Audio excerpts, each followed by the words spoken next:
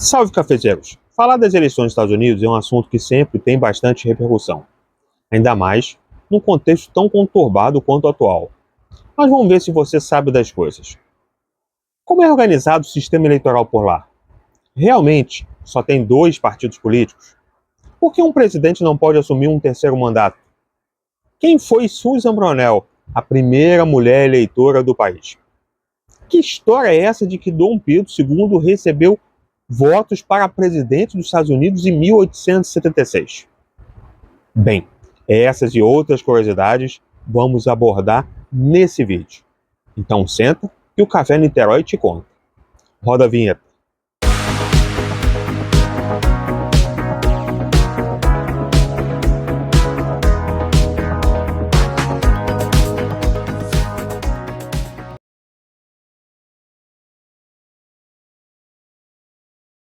A primeira eleição presidencial dos Estados Unidos ocorreu entre dezembro de 1788 e janeiro de 1789.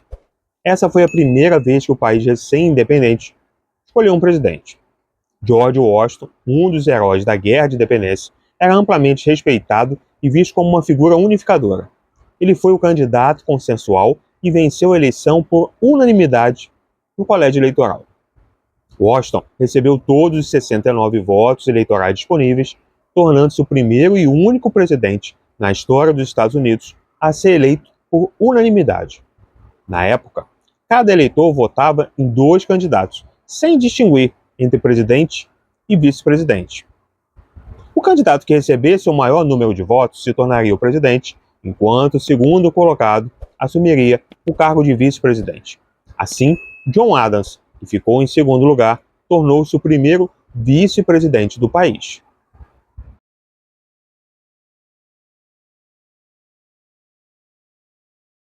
Aliás, o lance do colégio eleitoral é o que geralmente provoca confusão na gente, né? Embora o Brasil, durante o período imperial, tivesse um sistema eleitoral parecido, onde havia o eleitor primário, chamado de eleitor de paróquia, que votava no colégio eleitoral, formado pelos eleitores de província, que eram, de verdade, os responsáveis pela votação dos candidatos à Câmara e ao Senado. Nos Estados Unidos, o processo é basicamente esse. A diferença é o método. As pessoas votam no candidato e, em cada estado, aquele que receber o maior número de votos leva o total de delegados estaduais no colégio eleitoral. Parece confuso, né? Cada estado possui um número de eleitores proporcional à sua população. Atualmente, o colégio eleitoral é composto por 538 delegados, e o candidato que recebe pelo menos 270 votos ganha a presidência. Isso pode levar a situações em que um candidato ganha a presidência sem ter a maioria do voto popular nacional, como aconteceu em algumas eleições passadas, principalmente no ano 2000, quando o republicano George W. Bush venceu no colégio eleitoral, embora o democrata Al Gore tenha vencido no voto popular. Isso também se repetiu em 2016, entre Donald Trump e Hillary Clinton.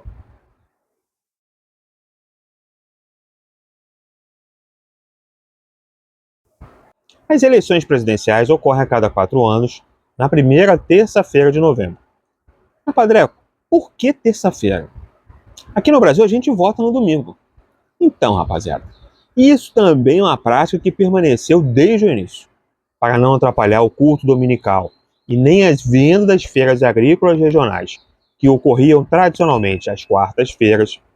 A primeira terça-feira de novembro, pós-verão, pós-colheita e antes do feriado de Ação de Graças e também da chegada do inverno, era o melhor momento para o processo eleitoral. Em muitos estados, os eleitores podem votar antes do dia oficial da eleição, seja por correio ou presencialmente, em um período que pode variar de alguns dias a algumas semanas. Essa prática tem crescido, especialmente nas eleições mais recentes, sobretudo as eleições de 2020, proporcionando flexibilidade e aumentando a participação eleitoral.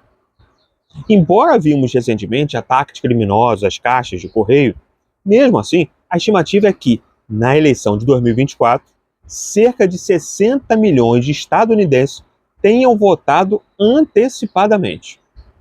Olá, cafezeiros! Tudo bem com vocês? Curta, compartilhe e comente nosso vídeo. Temos shorts e vídeos diários. Acione o sininho para ficar ligado nas novidades, principalmente nos siga. O apoio de vocês é fundamental para manter o nosso canal ativo, pois assim o YouTube entrega o conteúdo para mais pessoas. Valeu? Até a próxima!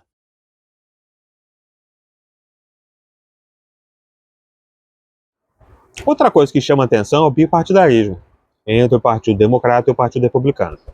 Inclusive fizemos um short recente diferenciando os dois partidos. Deixaremos o link na descrição no card que está aparecendo aí na tela. Porém, existem outros partidos políticos e até a possibilidade de se candidatar de forma independente. Alguns candidatos independentes tiveram relevância na história eleitoral estadunidense. Por exemplo, em 1992, Ross Perot concorreu e conseguiu 19% do voto popular, um feito raro para os candidatos fora dos grandes partidos. Em 2000, Ralph Nader, como candidato do Partido Verde, conquistou uma pequena percentagem de votos, mas foi considerado influente ao atrair votos de eleitores que poderiam ter apoiado Al Gore, o candidato democrata. Embora raramente ganhem, os candidatos independentes podem influenciar os resultados ao tirar votos de candidatos dos partidos principais. Por exemplo, acredita-se que Ross Perot, em 1992, tirou o voto de George Bush, favorecendo Bill Clinton, e da mesma forma, Ralph Nader, no ano 2000, possivelmente tirou o voto de Al Gore, favorecendo George W. Bush. Uma curiosidade: os eleitores do colégio eleitoral são teoricamente comprometidos a votar no candidato que ganhou o voto popular em seu estado. Mas em alguns casos, eles votam em outra pessoa. Esses eleitores são chamados de faithless electors. Embora raros e pouco influentes no resultado final, esses votos infiéis já geraram discussões sobre a validade do sistema de colégio eleitoral. Da mesma forma, alguns estados como Flórida, Pensilvânia e Ohio são considerados os swing states, porque seu eleitorado oscila entre democratas e republicanos a cada eleição. Esses estados recebem enorme atenção dos candidatos e muitas vezes fazem mais campanhas e investem mais recursos nesses locais. Da mesma forma, a gente percebe isso naqueles que são chamados os estados pêndulos, né? Porque eles são os estados indecisos, né? Você não tem muita noção, até por conta de um empate técnico que ocorre, né, entre os seus eleitores. Então, só ali na hora da contagem de voto que você vai ter a ciência de quem realmente venceu as eleições. Os debates presidenciais são uma tradição desde 1960, onde John Kennedy e Richard Nixon participaram do primeiro debate televisionado e teve grande impacto na percepção pública. Hoje, a mídia desempenha um papel vital nas eleições, com a televisão, a internet e redes sociais, moldando opiniões e influenciando eleitores. Em 2016, para você ter uma ideia, mais de 1.500 candidatos disputavam a eleição presidencial por lá.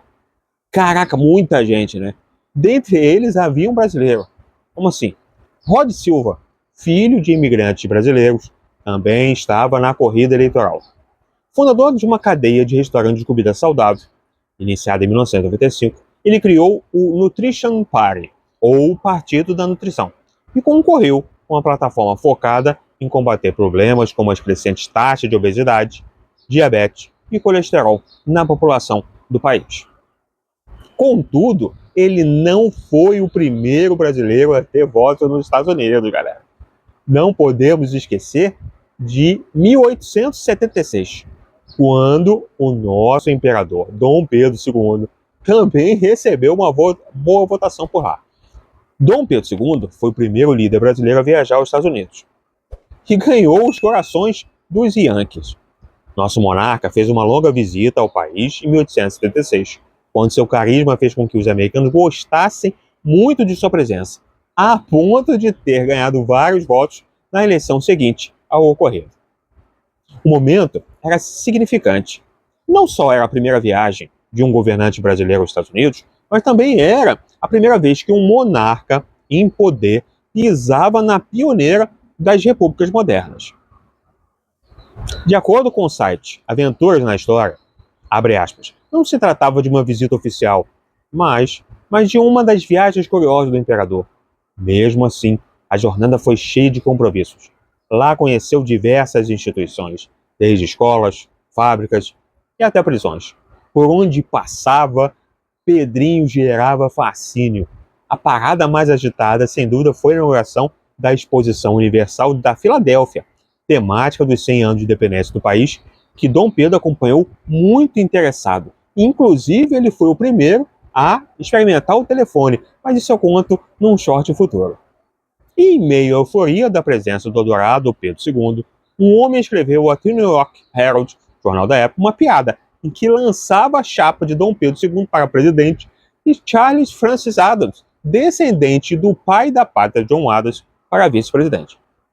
A ideia era clara na mensagem. O povo estava cansado de pessoas comuns e queriam seguir em frente com outro estilo. Segundo o jornalista Sebastião Salgado, Pedro II teria realmente recebido votos nas cédulas da eleição. Pedro teria, segundo o entusiasta da monarquia, milhares de votos na Filadélfia, onde ganhou mais apoio dos estadunidenses. Fecha aspas. Curioso, né? Agora, temos também o caso da Susan Bronell, que fizemos um short recente, né, contando sobre, né, a situação dela. Foi a primeira eleitora do país, foi inclusive presa, julgada, condenada e multada por isso, que só recebeu perdão presidencial em 2020. Olha a barbaridade. E se gostou desse vídeo, não esqueça de curtir, compartilhar, salvar, comentar e nos seguir, galera. Lembrando sempre, você nasceu para ser feliz. Até a próxima.